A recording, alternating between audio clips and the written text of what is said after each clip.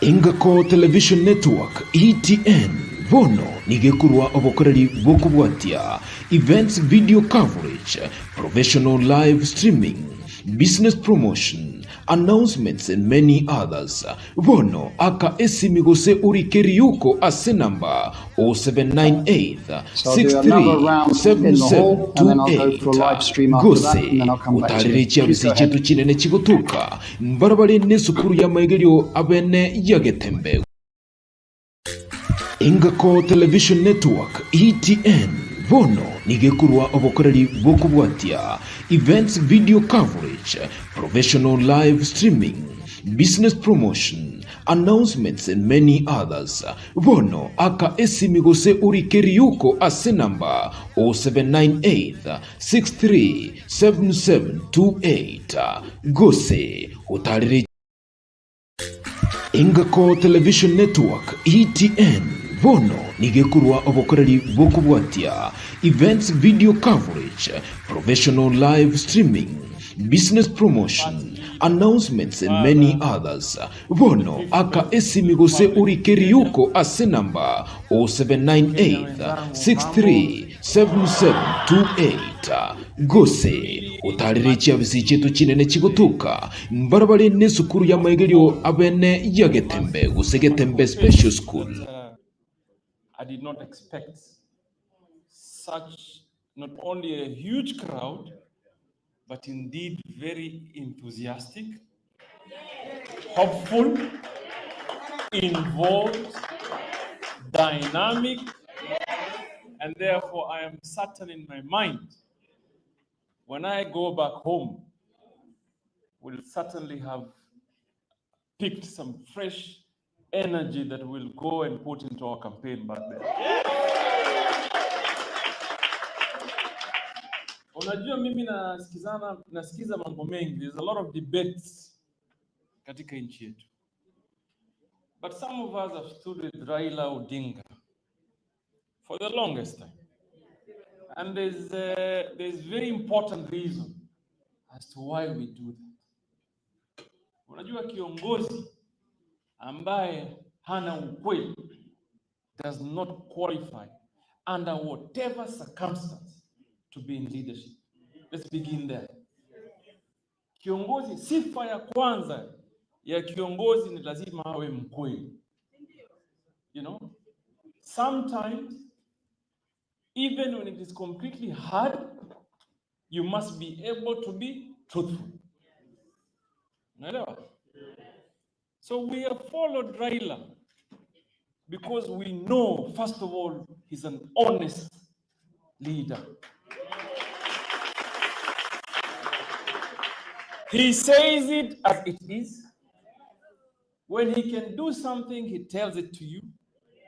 When it is hard, he also has that energy and the guts to say this one is not doable. And that for me is top most important character of humanity. You cannot be, or you call yourself a good human, and all you do is to lie. Sasa and steal is, it begins with a lie. But what I want, and it is important that we have this very candid conversation. Unajua, when someone struggles in life, you can easily be swayed by emotions. Someone can come and tell you, and just to remind you, vile umekosa chakula.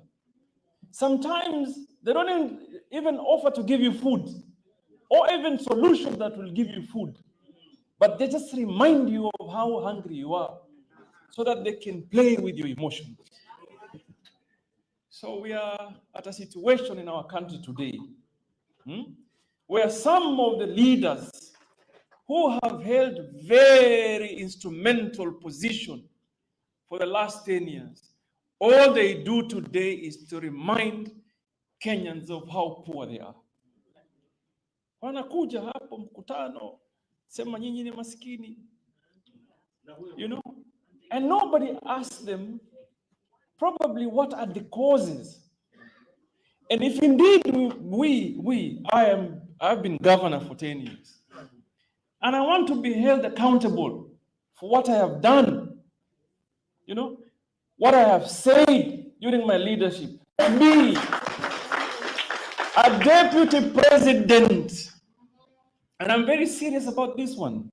You cannot be a deputy president that you sit in all the cabinet meetings. A deputy president that chairs one important component of government that is called the IBEC agrees on budgetary provisions going forward for our country for 10 years, that you could have done all that, even an iota of your pledges today, you could have done them while in office, but you did nothing. Leo, you come back and tell us, you're going to sort out our economic situations. First of all, he thinks that people are fools. But me, I want to tell him, kama kuna fool dunia hii ni yeye. And we have to say it as it is. We have to say it as it is. Somebody sit kwa jukwaa. Unajua mimi siumi maneno. Kama kuna fool hii dunia ni nani? Yeye. Somebody sits. Na mimi unajua diaspora here. This is what we call credible voices back home. Because you live in real world, you see real situations, you understand governance, you see how countries are developed. Some of them, they think calling some narrative, some silly narrative, an economic model. Unakaa juu ya jukwaa tu sema this is our model. I am sure watu wote wale wamekaa kwa hiyo, they don't even know how to develop an economic model. Mimi, I know why Raila hana haja kufanya fujo, because there's a lot of policy issues as it were today that needs to be fixed. It's never just about money. Don't fool us and come and tell us nikichaguliwa nitawapatia mabilioni, utatoa wapi? There are basic policy issues that must be fixed and will sort out a lot of our problems. Silvio, create an environment that is conducive for Kenyans living in diaspora to come and invest back home. Create opportunities that are progressive for our young people. Support innovation. Silvio, but you can't come and say tutaleta mabilioni. Mimi have calculated. Junet nataka nimalize, lakini give me a minute, Junet. We sat and calculated. Tukasema huyu jamaa tumemsikia leo ameweka promise 100 billion. The other day 20 billion. So promise. We calculated. Promises zake zimefika trillion na. Trillion promises. And then we go back and ask ourselves, this guy, I worked with him before in parliament, in the 10th parliament. Junet has worked with him. All of us have worked with him. And I'm particularly interested to find out, ni lini huyu mtu aliweka promise na akakamilisha? I cannot remember of any. Kama kuna mtu anakumbuka hapa aseme. But now, this is the difference. Raila Odinga promised us new constitutional order. Did we get it? Did we not get it? He promised us devolution. Tulipata, hatukupata. And many other things. So I'm telling you, Raila Odinga is a man of his word. Na tena yeye anasemanga kama ni mbaya mbaya. Kama ni noma, noma. Kama ni mbaya, mbaya. Kama ni noma, noma. So I ask of you, please get involved. Don't wait here. Mwache ndugu zetu wengine ambaye wanabebwa na hisia kali hazina mpango, wabebwa hivyo hivyo. We need to hold leaders accountable. First of all, before William Ruto tells us anything, he needs to account for the 10 years that has been in office as the Deputy President of the Republic of Kenya. Tumekubaliana. So please get involved, make calls, debate with our people. You know me, I told them, and as I wind up, Junit, I know you are getting agitated. As I wind up, unajua, I want to agree with Peter Kenneth. I want to agree with Peter Kenneth.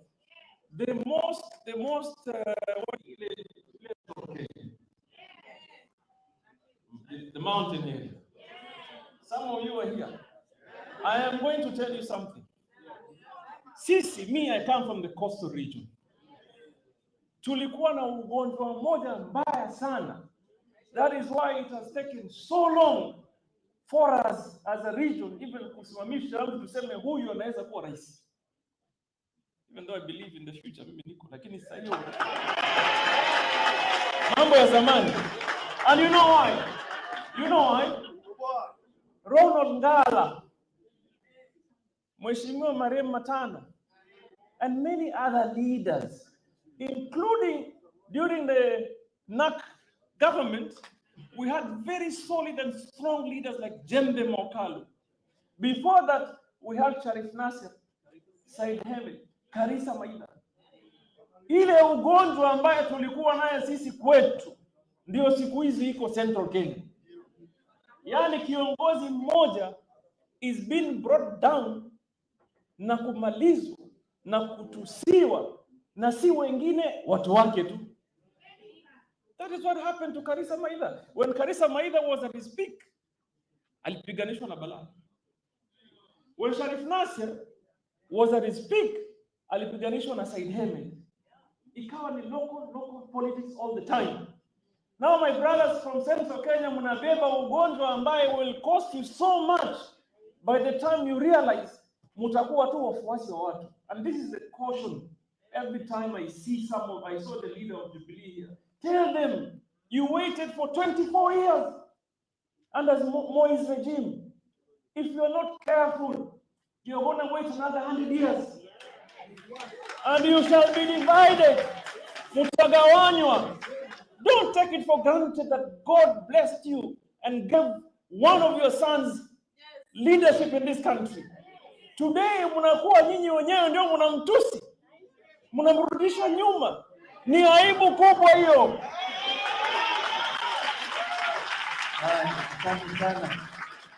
Asante Mheshimiwa Gavana. Gavana, inaonekana utabaki hapa, tutakuacha nyuma. Uongee na watu. Uendelee kuhubiri. Na Gavana amesema ya kwamba mtu anakuambia, somebody tells you that you are hungry, you are a hustler, plays with your emotions. But it's very painful. It is very painful that when the person who's reminding you that you are hungry or a hustler is the same person who stole your future, who ruined your future. Niwaachie hapo. Sasa nataka kualika, si mnamjua?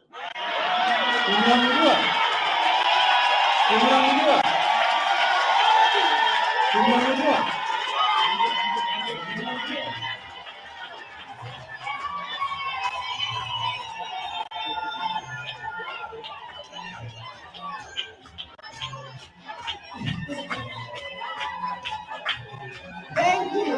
Asante sana. Thank you so much. Thank you so much. I mean, goodness, I've never seen anything like this. But let me just say, truly, how exciting it is to be with people kutoka nyumbani. I think the only thing that we are going to miss is that we did come here carrying some unga, tukule ugali, na sukuma wiki, but I'm sure tutasherekea after the 9th of August, ndio tutakuja hapa tusherekee. Your Excellency, siku ya leo ni siku yako, and we just so happy that you truly invited us to be with you this afternoon to hear what you like us to do when we get back home, and also to be encouraged by your being here. I is this the way also the other person who came here a week ago was received? And I was told no. Therefore, now we know, I know from where I'm sitting, that the diaspora is with us. But I'm also saying there are many of us here in the diaspora who have not as yet registered to be voters. We need to know what we need to do so that the 500,000 people in the diaspora can register, because that's a big number that can make a huge difference for Baba if he is going to be the fifth. And we believe he's going to be the fifth. The other thing that I also know, and the Baba, this I'm telling you, there are many of our young people working in the diaspora, and they love their work. They are very skilled. They are very knowledgeable. They are actually experts in one thing or another. But they are here not because they love so much to be here, but it's because of the rotten environment that they find themselves in. So, Baba, this is something that you have got to deal with as soon as you get to that office. Our people, those who want to come here, because when you look at the brains in this room, this is what you call brain drain. Brains zinatoka pahali zinatakikana, zinakuja pahali ambazo hazitakikani. Kwa hivyo ni sisi, ni jukumu letu kama viongozi, tuone vile tutaleta hizi brains zote. And by the way, Baba, you need it. You need these brains to build Kenya. You need these brains to build Kenya. And I'm sure you can. You can. And for this reason, we must put the right environment, political climate. Those people who came here a week ago, I can tell you we know him. And you know, if you don't call this man by his name, and they say how bad he is, ukisema huyu jamaa, hakuna mtu atajua kama you mean Ruto, rotten Ruto. It's a rotten breed. We know him. I know him. I can tell you. And if he stood in front of me, I would just call him, your name is Rotten Ruto. And then he'll be saying the right thing. Because the country is bigger than him. I can tell you.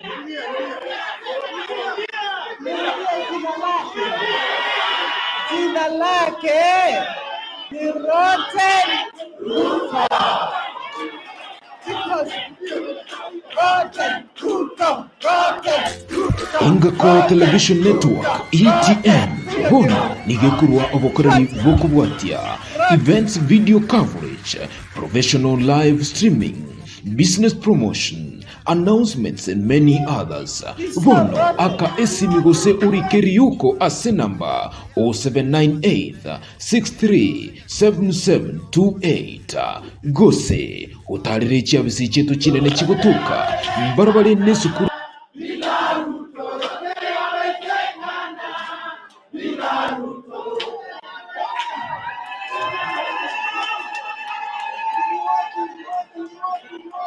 Asante. Yote yawezekana bila Ruto. And let me just assure you, I have worked and I have campaigned and I have been with the 5th President of the Republic of Kenya. And I can assure you, in his hands, you'll be safe and you'll be having a happy country. It will be properly governed. Each one of you will have their place in our country. Your children, they'll get the right education, you'll get the right health care, and I'm sure you'll be invited to come. And finally, I will continuously remind him that you say you do want some representation in the country. And you are the one to do this, Mr. Junet, you are here, Mheshimiwa Junet. Kwa chama, muangalie muweke diaspora representative. And please, wait a moment. And please, when you do that, let it be a woman.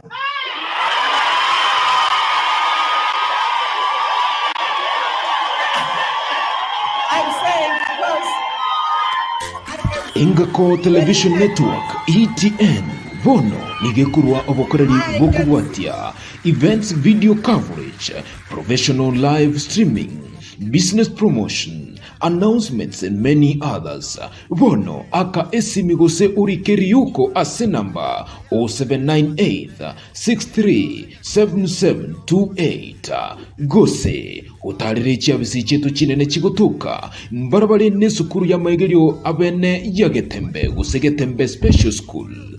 Ingako Television Network ETN Etureti Unity. Haya, London oye! Haya, London TV, London Tialala, London Ria. Sasa imefika wakati ya baba, lakini kabla ya hiyo dakika moja nataka nimuite chairman wa diaspora azungumuze dakika moja, na I want to give him the permission to invite Baba as the chairman of the diaspora community. Dakika moja chairman. Anaitwa Maina Gatangi. Mr. Maina Gatangi. That's right. Asante sana.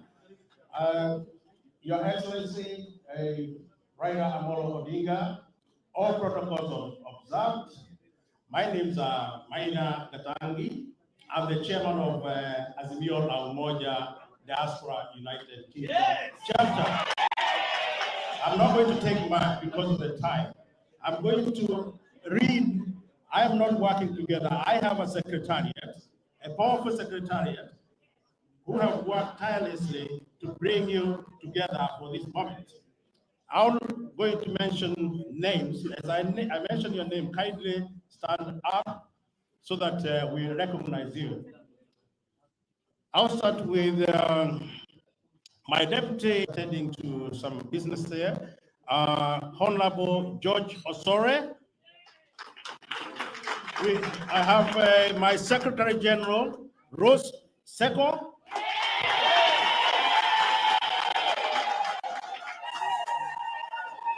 I have a Chief Executive Officer who was here earlier, Ali. I have the Deputy CEO, Diana Akinyi Okash. I have a Director of Finance, Nelly Odedo.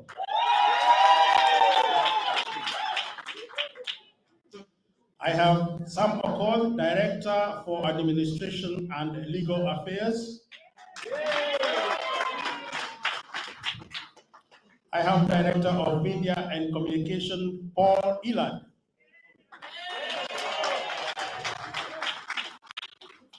I have Macharia Pogwa, Director for Campaign and Mobilization. I have Christine Murunga, Director for Election.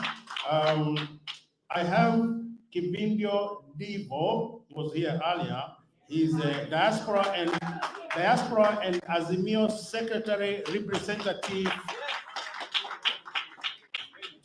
This gentleman, his relation between the Secretariat here in the United Kingdom and the Secretariat in Nairobi.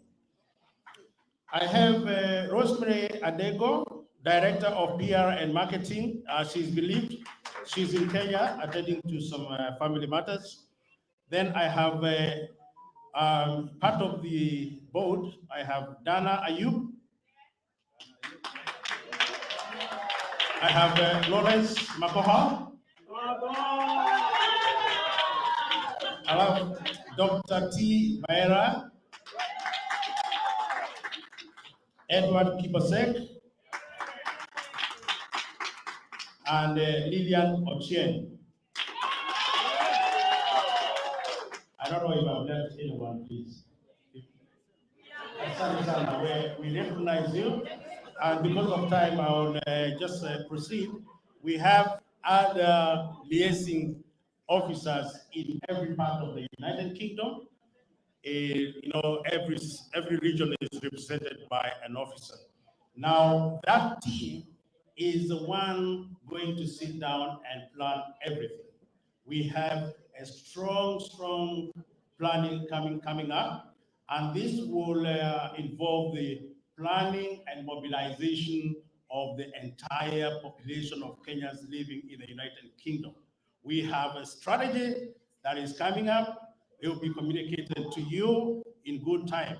But one thing I would like to say is this, that we only have managed to register about 788 votes here in the United Kingdom. Yes, every vote we say counts. So 788 votes count. But we must go beyond that.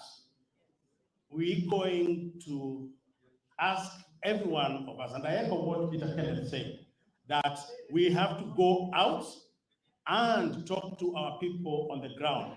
We are going to come with a strategy. There are some of us who are actually going to be on the ground when the time comes, trying to reach out, people on the ground.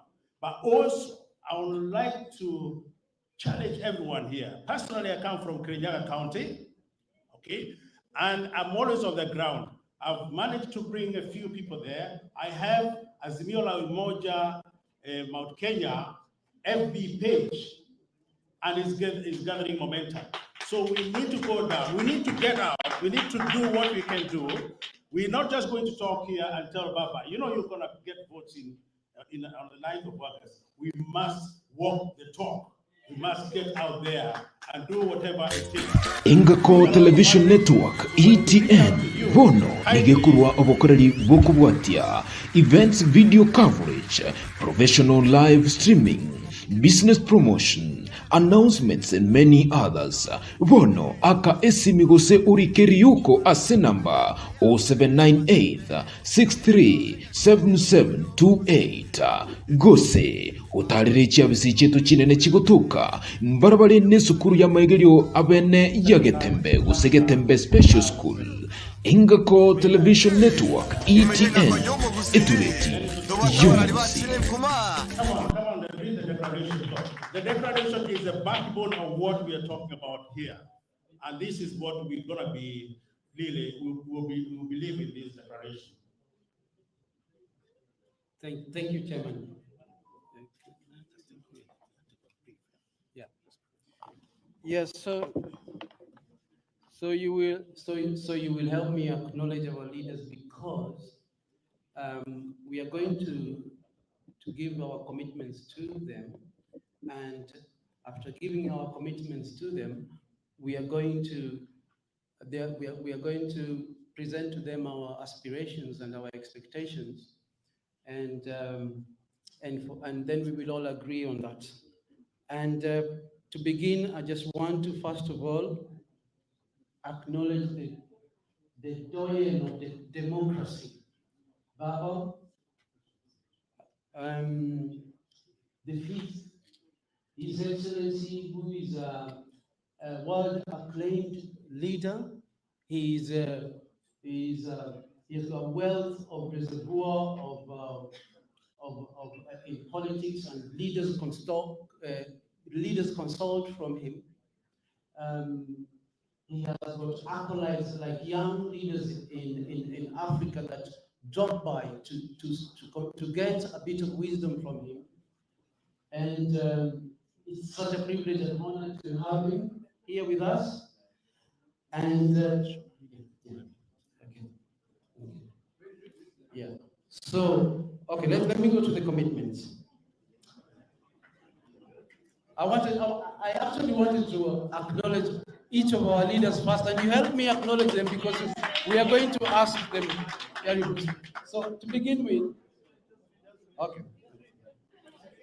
So this is our commitments of the diaspora we are giving to our leaders. We are saying that we, the diaspora, will work to Ingako Television Network ETN bono nigekurwa obokoreri bokubwatia events video coverage, professional live streaming, business promotion, announcements and many others. Bono aka esimigose urikeriuko ase number 0798 637728 gose utaririkia bisichetu chinene chigotuka mbarabari nesukuru ya maigerio abene yagetembe gusegetembe special school.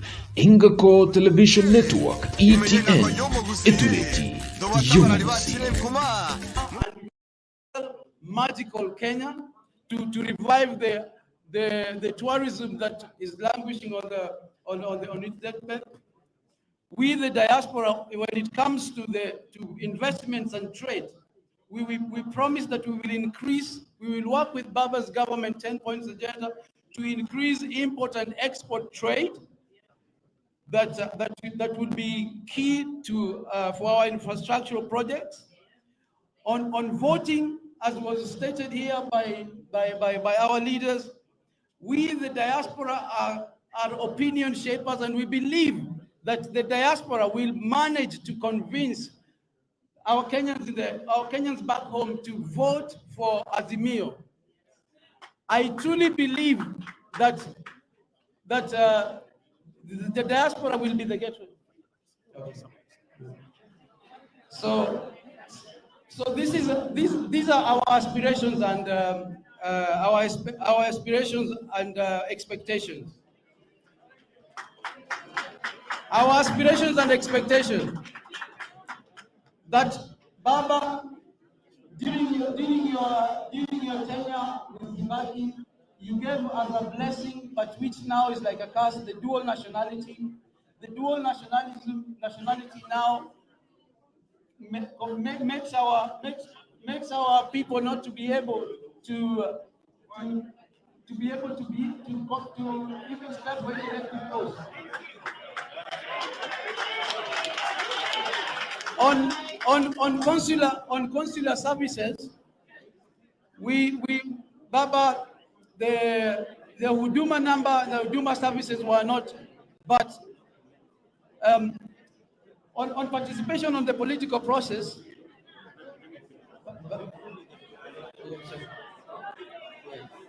so Baba, in terms of the access to justice.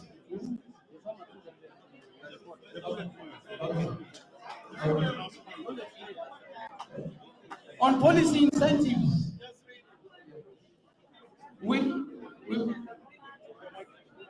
okay.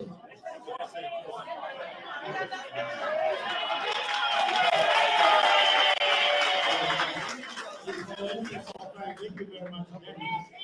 In the interest of time, we are going to have to sign the document, and that document will be passed on to Baba so that he will be able to read.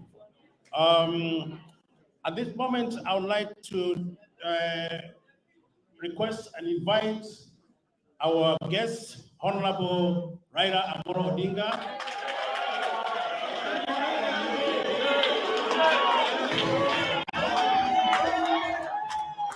So he can talk to you. He has a lot to tell us. Karibu sana. Karibu sana. Karibu sana.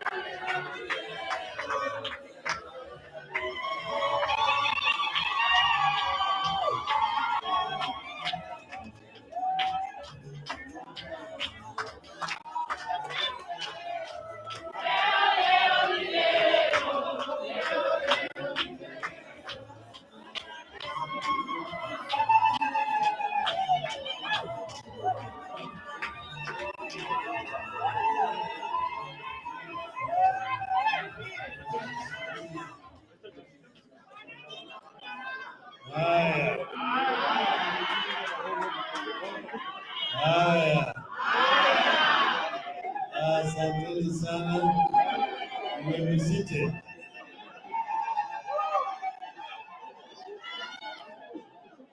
Hello. Kenya hoi. Kenya hoi. Asanteni sana. I would like to begin first by thanking you all for the invitation to come and have a dialogue with the diaspora here today. We are happy to be here back in London after nearly 3 years. because of the COVID. Lakini sasa tafadhali, sasa hiyo imepita. Shetani sana enda kwenye shindwa sasa. We can now able to come back to London to come and fellowship with the Kenyan who live out here. This is very refreshing indeed. Very, very interesting, and I'm bringing to you greetings from the people of Kenya. Napokea.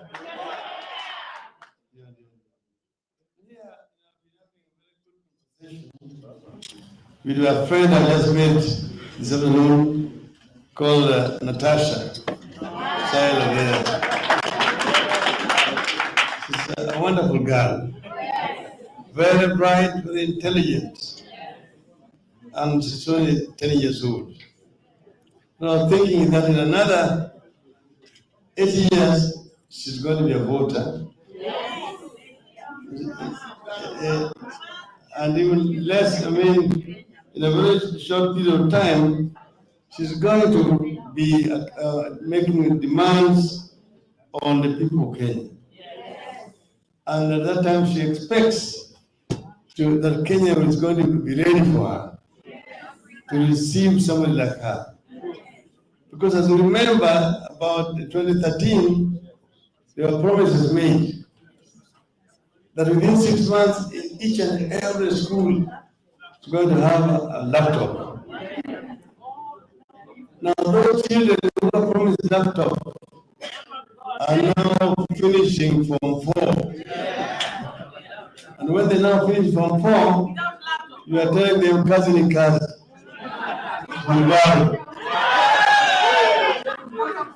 Jehilo wana kweli. This is saying how actually it is the people like Natasha who actually make me continue going.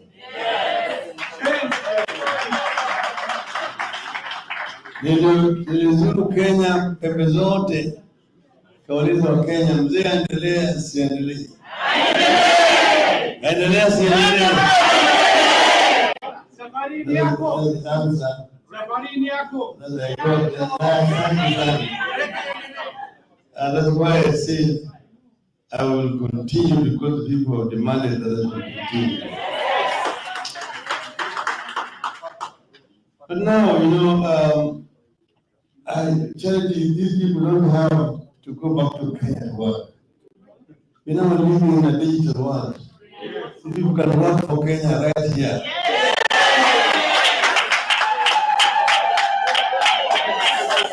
They don't have to be physical in Kenya.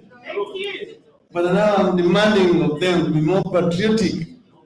When next time the opportunity arises for people to register as voters, let us not have 700 registering out of 50,000. That's a challenge. The next time, more people will register here as voters. Because with the vote, you can actually make a difference.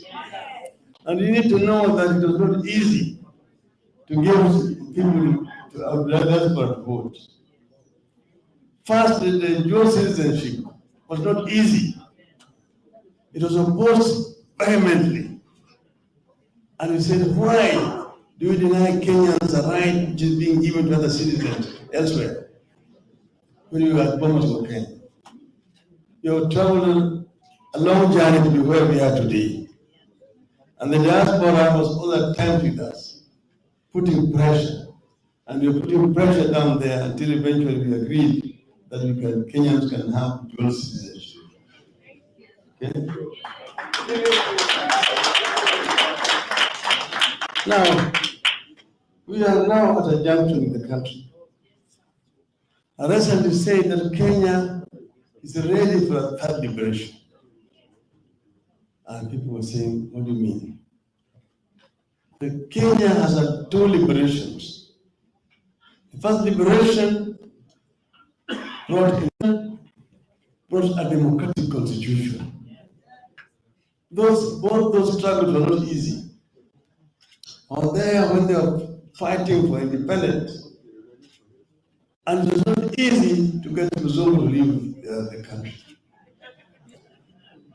Mzungu went.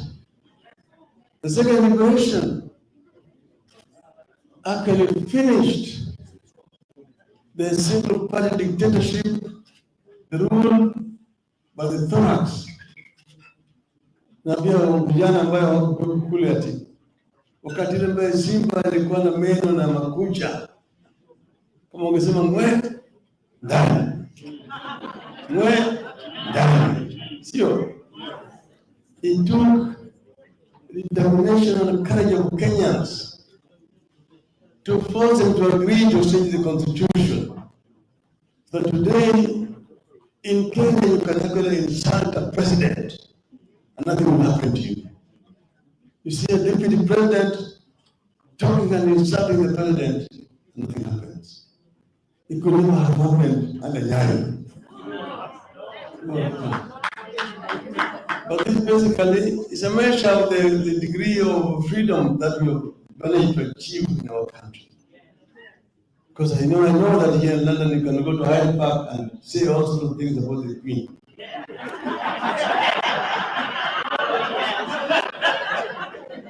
And nothing will ever happen to you. So it's saying now the third liberation we are talking about is economic liberation. Because when they were fighting against independence, they were saying, tunataka mzungu atoke, tushike hatamu kama watu weusi, tumenyana na maadui wetu watatu makubwa. Three big enemies: ugonjwa, ujinga na maskini. Ignorance, poverty, and disease. That was the clarion call.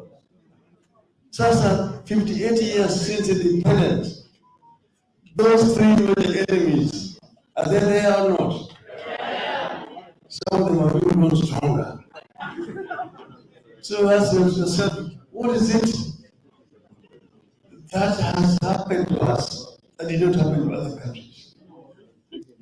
I give people examples of peers, countries which were the same socio-economic state of development as Kenya in 1963. South Korea, Singapore, Malaysia. Take South Korea. I've been given that example several times. South Korea, in terms of population, GDP, per capita income, literacy levels, levels of agricultural production, all the major economic indicators were at par South Korea and Kenya. 58 years down the road, Korea's economy is only 50 times bigger than that of Kenya. You ask yourself, when did the rain begin to beat us? To make them know what they are today. You see, today, when I was minister for roads, I went to Korea to ask for aid to buy equipment for road construction. They gave me $50 million loan. And we bought graders, tippers, excavators, all those big earth-moving machinery from Korea. I took them to district's headquarters in Kenya at that time. And they were all manufactured in Korea, all those machinery in Korea. Hyundai is manufactured in Korea. Samsung manufactured in Korea. LG is manufactured in Korea. You are not even manufacturing a needle in Kenya.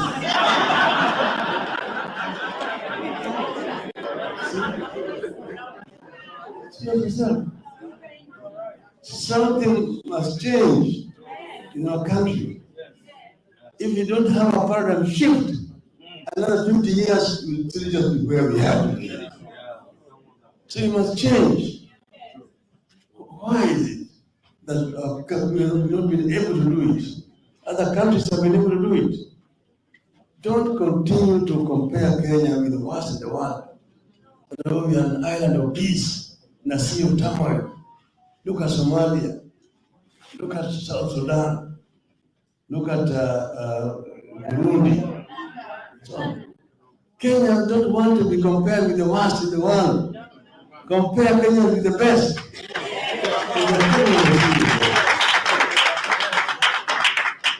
This is what we want to change.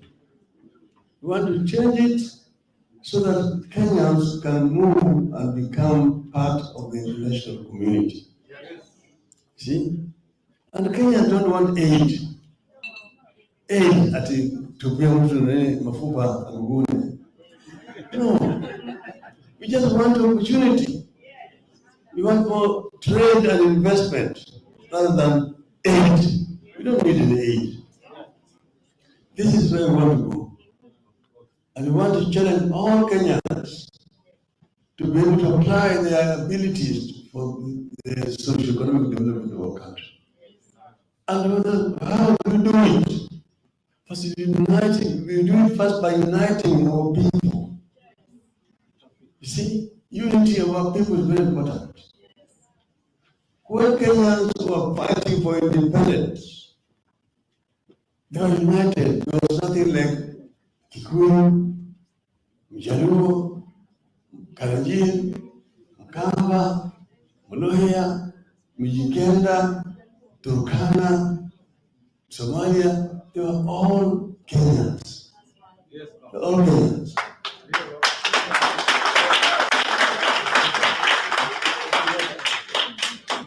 This ugly animal called ethnicity reared its ugly head after independence. It is the elite in competition for resources in the country who invented this animal called tribalism. It did not only happen in Kenya, it happened in Nigeria, it happened in Ghana, it happened in Zambia, and so on.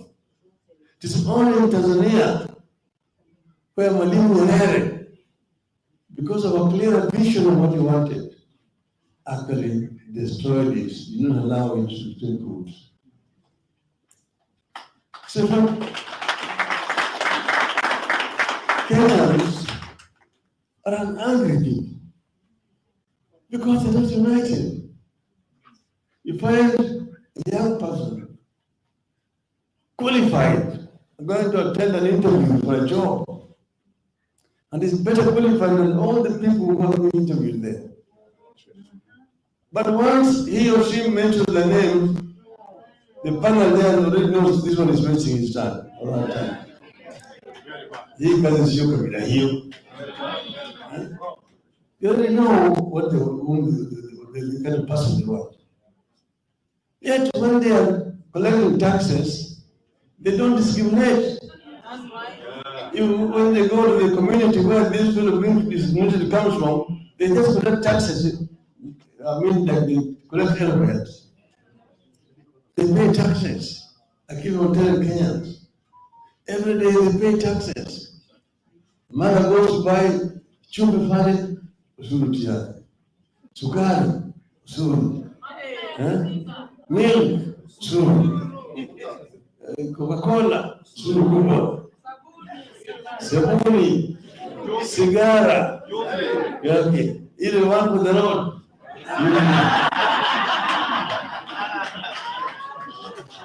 Hizi ni mambo yake, sio? Sasa hiyo wanaripota kila siku, but when it comes to sharing the resources, there's no discrimination. This is what makes people bitter and angry. And this is what we must change. Hence, Azimio la Umoja.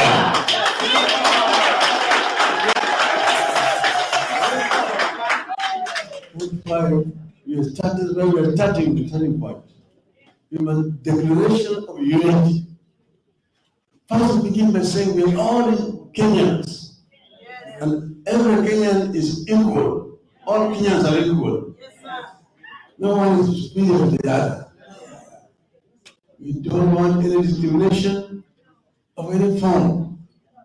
Because that is what about. The anthem which you sang when we started. It says that God bless this land of ours. Justice be our shield and defender. We live in unity, peace, and liberty. Plenty be found within our borders. Yeah. God bless this land, God-fearing country and nation. Justice be our shield and defender. Justice cannot be a shield and defender if there's democracy. So a democratic state, nation. We live in unity, peace and liberty. Unity. People are united. There's no discrimination on the basis of race, tribe, religion, gender, disability, and age. Everybody is equal, no discrimination. And then they say peace and liberty. A peaceful person. Peace is not just mere absence of war. A hungry person is not a peaceful person. A hungry person is an angry person.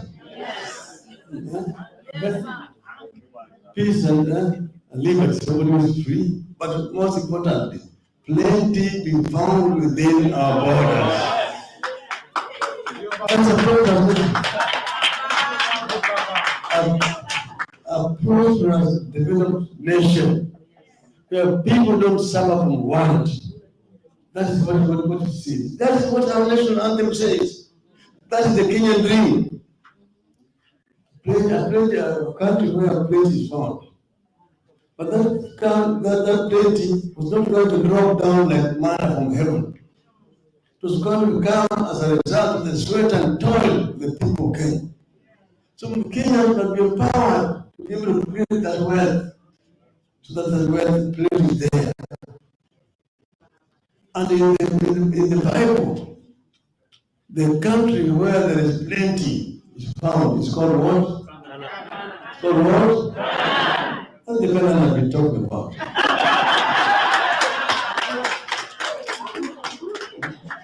The Canaan is rising, our national anthem. It's the Kenyan dream. And the country where plenty is found within the borders, where people don't suffer from want, people don't sleep hungry, everybody is going to proper shelter, children have opportunity to go to education, and those who are sick can get medical attention. As people have got, nobody is unemployed, people can get gainful employment, they can work and be able to advance socially, upward social mobility. That is kind of the country that our founding fathers envisioned, which is coined the Kenyan dream. That's the direction we want to go. Okay? So you say, you start. In terms of education, you say, each and every child born in our country, irrespective of socioeconomic status of the parents, will get equal opportunity for education from nursery through primary, secondary, tertiary, up to university.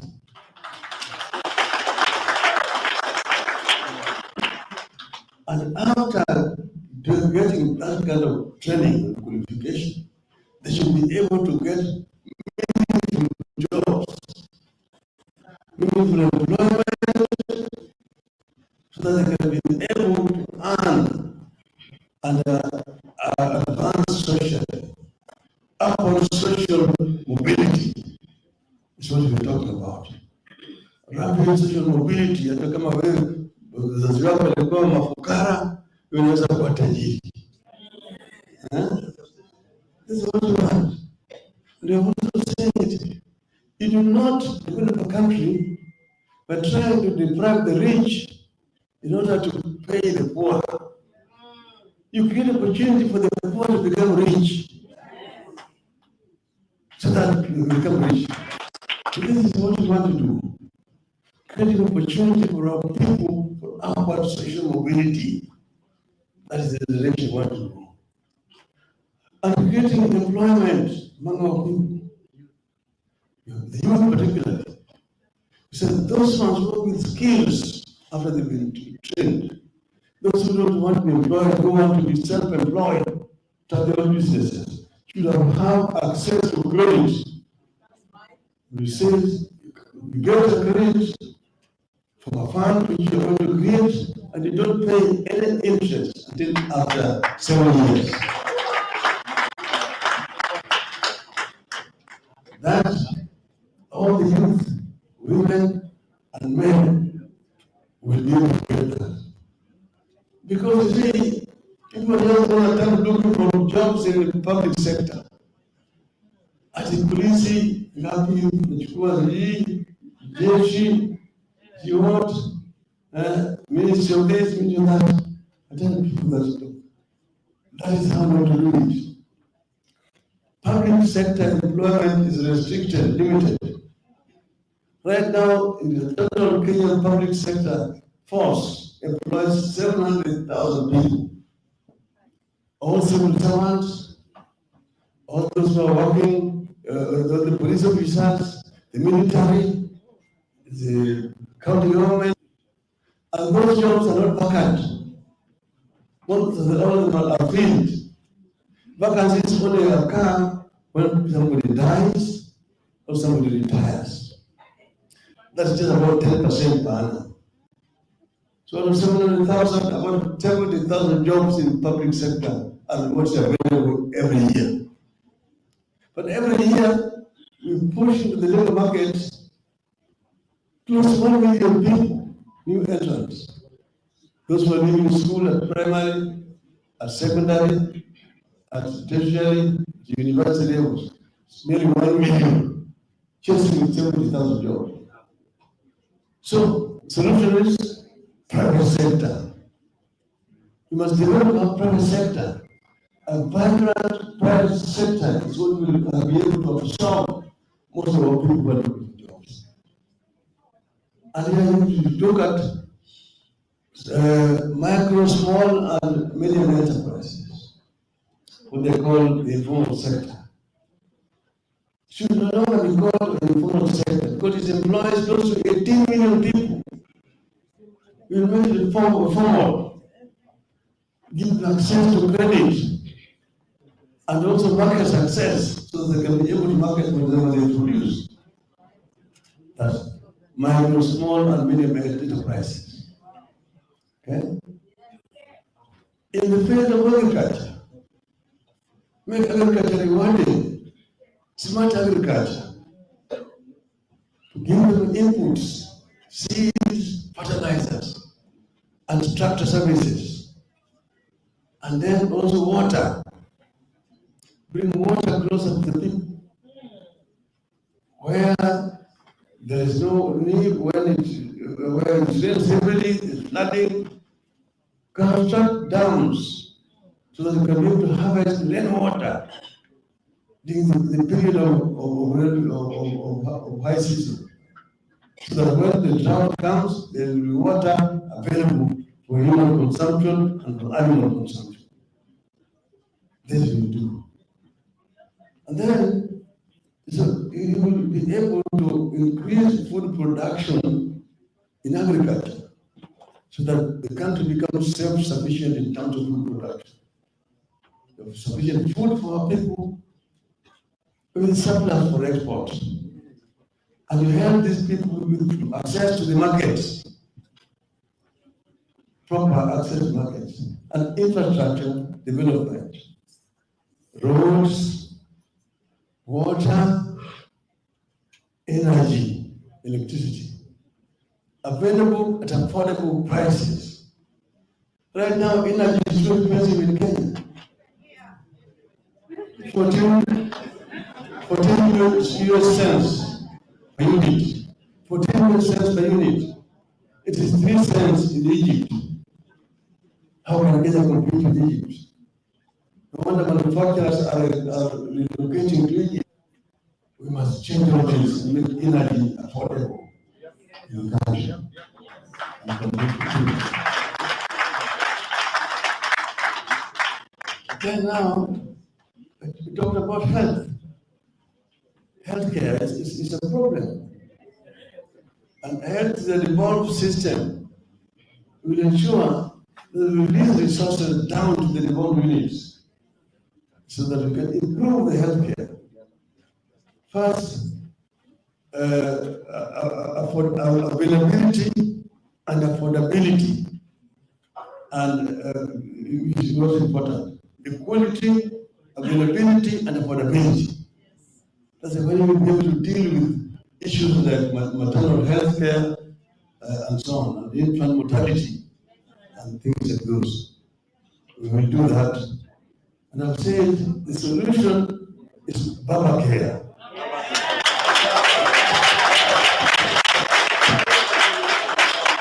Baba Care. Baba Care. So everybody will be in a health insurance scheme. So when they are sick, they are able to access treatment. They don't have money. That's the progressive proposal. Then, that's one category of people I've talked about. A special category of people called single mothers. Single mothers. Single mothers. These ones are a special category of people. Some, the husband died, she's an orphan, she's a widow, and she's got a child or children. The other one, they were married, then because of some problems with the marriages, divorce, amebaki sasa peke yake. Yeye anabaki na watoto, bwana amechukua bibi nyingine.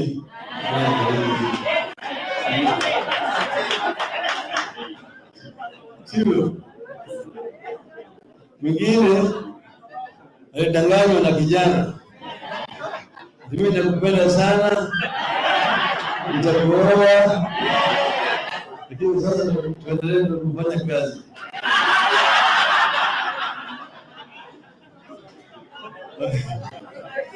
Wakafanya kazi, mtoto umetokea, kijana umetoroka.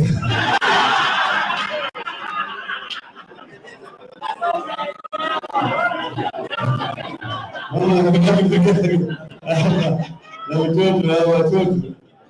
Sasa hao mama wanapata shida mingi. These people really suffer, and the children will also suffer seriously in terms of education and so on. So these are special categories we shall give special assistance. You know, the social welfare system is there.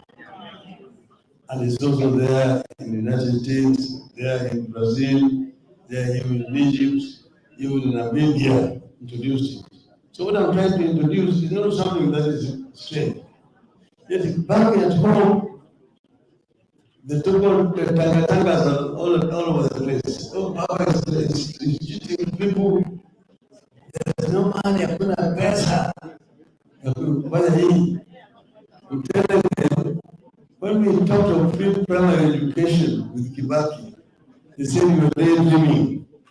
That was not affordable. We introduced it in the first year of non-government, and it worked.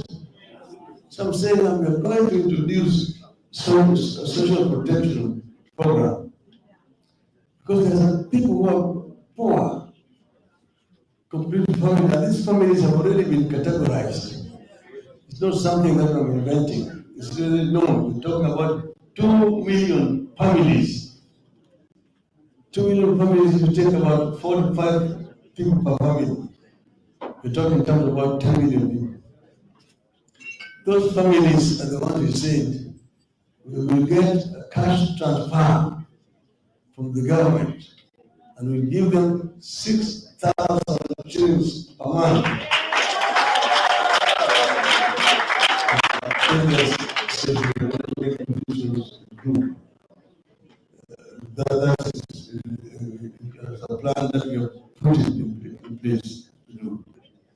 So very basically, what we are trying to do is to change our country so that our Kenya can be able to move from a third world economy to a middle income economy to a plan with Kibaki for the year 2030. To bring Vision 2030 back into gear, full gear. And here we say we work together. Finally, the handshake. Some of you were there, some of you were here, and you knew what happened in the elections of 2017. We went to court and provided evidence in the court, and the Supreme Court nullified presidential elections. And then they said that the elections will be repeated within 60 days. We told the Electoral Commission, because you did A, B, C, D, that's why we ended here. You must give us a guarantee that you are not going to repeat A, B, C, D. You're going to change this and that and that. They refused to change. Realize we are going to basically not have a different outcome. Doing the same thing, the same way, expecting a different result is stupid. We don't see this for Jenga. See you. But I remember that now they did a repeat, we did not participate. Then we said, no, sisi najua ila matokeo ya hili ambayo ilifanyika huko. Kwa hiyo mimi Raila wamesema kama mbali kabisa. Sasa kama inaona kama mbaya sasa sisi tulifanya na hiyo wengine wakaniambia sasa tumewachana sasa. Kwa sababu kiapo sasa tuchukue mapicha yote ya Uhuru kila mahali. Turundike mahali kwa wale wa stronghold. Tuachome. Tuanze kutoa ushuru kwa watu kuendesha mambo yetu.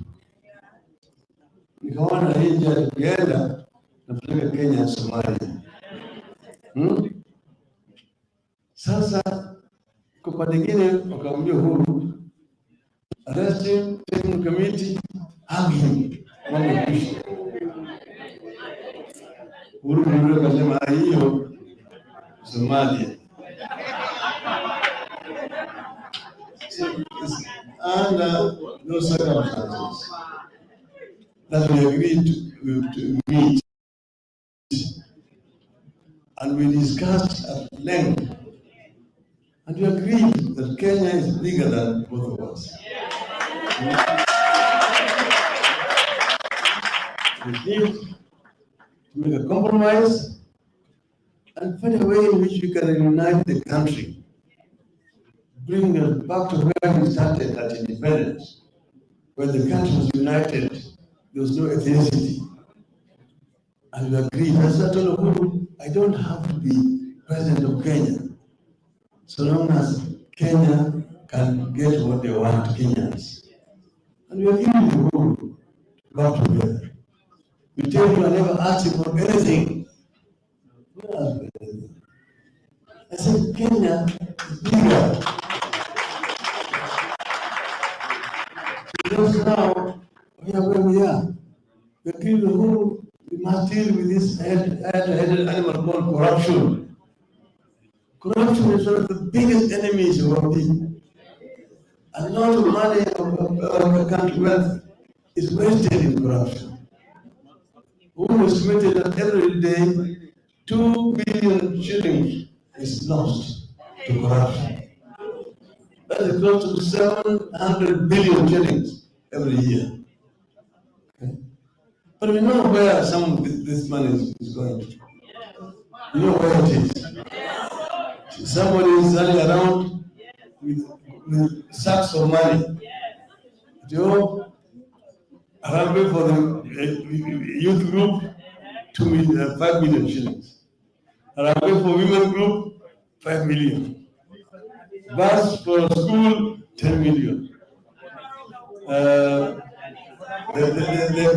car for the bishop, 10 million. Every month, this gentleman uses 100 million shillings in Harambee. He contributes. His salary is only 2 million shillings. Alafu naongea hiyo mambo ya ufisadi. As people being targeted. So you know how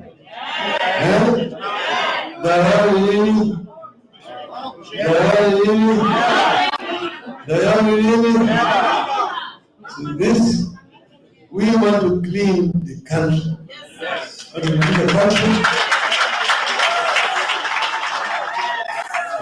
This is what the new government want to do. And therefore, I want to urge people to be prepared to walk this path with us. Are you ready?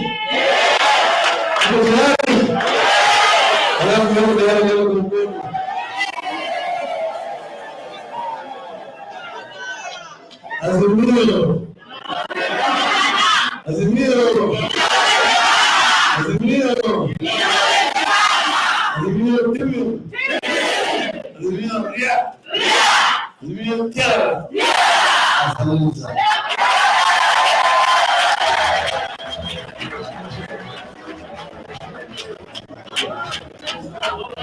Kindly and take a photo for the media camera. We just want them to get one photo. One girl in your seat. Come here for mic. Come here. Tell them the mic. Kindly stay seated, please. Kindly stay seated, please. We'll take a group photo. Kindly stay seated, please. Ladies and gentlemen, kindly stay seated. Thank you so much. Thank you so much. We'll give you the instruction. Kindly stay seated. The principals, please join Baba. The principals, please join Baba. Kindly sit down, please. Kindly sit down. Take your position, please. Kindly sit down. We urge you to kindly sit down. Please, please, please. Kindly sit down. Ladies and gentlemen, can you please sit down so we can have a group photo with Baba? Kindly sit down. Sit down, sit down, sit down, please. If we can sit down, if everyone can go back to their seats so we can have a photo with Baba. Everyone sit down, please. Everyone sit down, please. Baba amekuja hajakuja? Baba amesema hajasema? Haya, tafadhali ketini. Thank you for those who are cooperating to sit down. Thank you. Thank you. We want an official photo for Baba. I don't know what happened to you. Please sit down. Thank you. We want an official photo for the principals. Please sit down.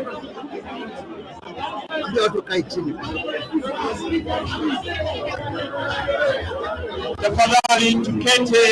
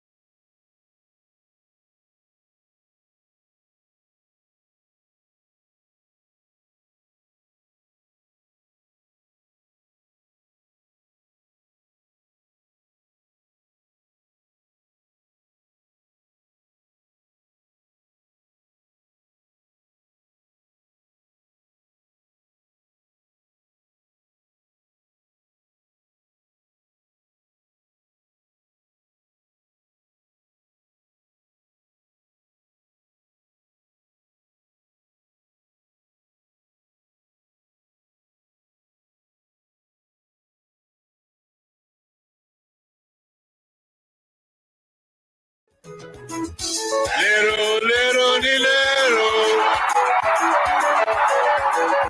Lero, lero, ni lero. Inawezekana. Leo ni leo. Inawezekana. Ndoto yao ambayo walisema Leo ni leo. Mungu bariki nchi hii yetu ya Kenya. Inawezekana. Haki hii ngao na mlinzi. Leo ni leo. Tukae na utulivu. Inawezekana. Amani na uhuru. Leo ni leo. Na raha. Inawezekana. Na ustawi. Leo ni leo. Na inawezekana. Inawezekana. Leo ni leo. Lero, lero, ni lero. Lero, lero, ni lero. Lero, lero, ni lero. Ulanga mukamba nukombe. Ulanga mukamba nukombe. Umoja wewe. Nukombe. Nukombe. Lero, ni lero. Lero, lero, ni lero. Lero, lero, ni lero. Asemaye kesho ni Mungu. Asemaye kesho ni Mungu wangu. Ni Mungu wangu. Ni Mungu wangu.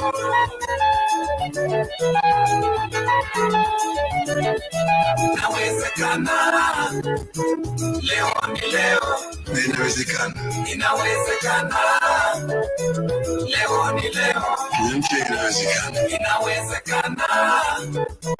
Leo ni leo. Nchi ambayo kuna raha na ustawi. Inawezekana. Na inawezekana. Leo ni leo.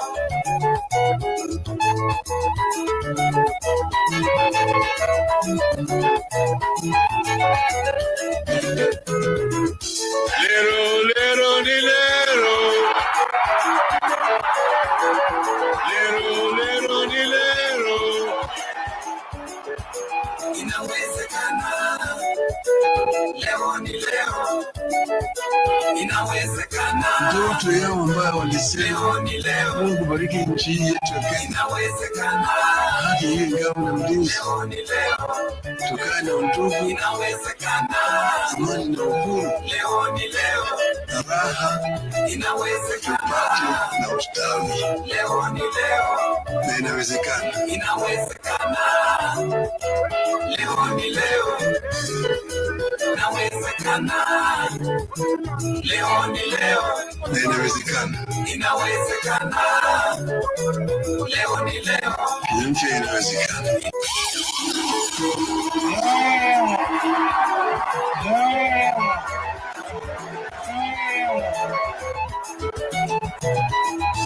Lero, lero, ni lero.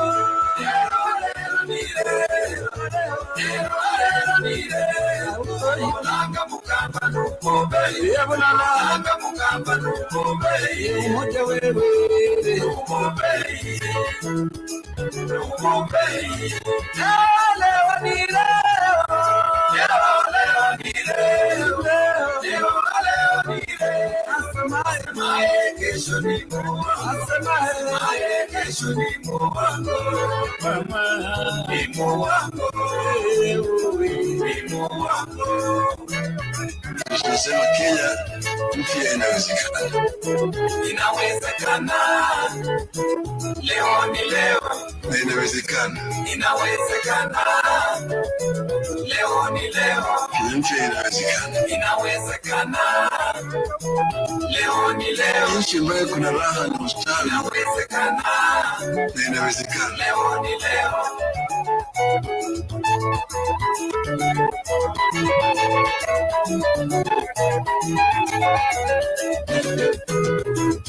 Lero, lero, ni lero. Lero, lero, ni lero. Inawezekana. Leo ni leo. Inawezekana. Ndoto yao ambayo walisema Leo ni leo. Mungu bariki nchi hii yetu ya Kenya. Inawezekana. Haki hii ngao na mlinzi. Leo ni leo. Tukae na utulivu. Inawezekana. Amani na uhuru. Leo ni leo. Na raha. Inawezekana. Na ustawi. Leo ni leo. Na inawezekana. Inawezekana. Leo ni leo. inawezekana. Leo ni leo, na inawezekana. Inawezekana. Leo ni leo, Yote inawezekana. Inawezekana. Leo ni leo, nchi ambayo kuna raha na ustawi. Inawezekana. Na inawezekana. Leo ni leo.